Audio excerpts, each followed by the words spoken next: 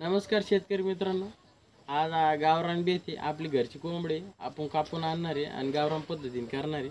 चला तर कोंबडी कापलेली, कोंबडीला पहिले गरम पाणी आहे त्यामध्ये आपण बुडून तिचे सगळे केस काढून घेऊया आणि मग आपण तिला चुलीवरती भाजू, जेणेकरून तिची टेस्ट पण बदलेल आणि भाजीला थोडी तरी येईल आणि वेगळी थोडी टेस्ट लागते भाजीची। तर चुलीवरती आपण तिला भाजत आहे, तेवढ्यात माझा छोटा भाऊ येतो आणि ते म्हणतो दादा मी पण बघतो करून। तो पण बघायला लागला, नंतर बोलला हात पोळू राहिले पण त्याने सोडून दिलं, ते म्हणे तूच कर। भाजणं झाल्यावर आपण तिला हळद लावून घेऊया। सगळे कोंबडीला हळद लावली, जो काय चुलीवर भाजल्याचा वास लागला होता तो हळदीने निघून जाईल यासाठी आपण हळद लावलेली।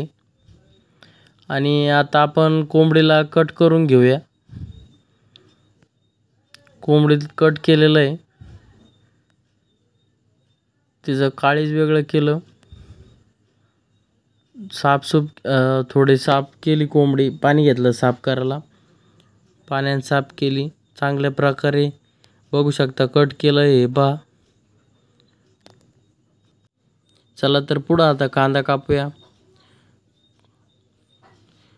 कांदा कापून झाला आपला, आता अद्रक घेतलेली, अद्रक चिरली, थोडी लाईट नव्हती त्यामुळे खलबत्त्यातच कुटली। अद्रक थोडा लसूण घ्यायचा, लसूण घेतलेला आहे, आता लसूण निसला थोडा, तो पण ठेसून घेतला खलबत्त्यात। आपला मसाला निघलेला आहे आणि तेल उकळलं की नाही बघायसाठी एक टाकून पाहिला कांद्याचे, सगळे कांदे टाकली, कांद्याला चांगला कलर येऊ द्याला, गुलाबी कलरचा कांदा झाला थोडा, मग अद्रक लसूणची पेस्ट टाकली।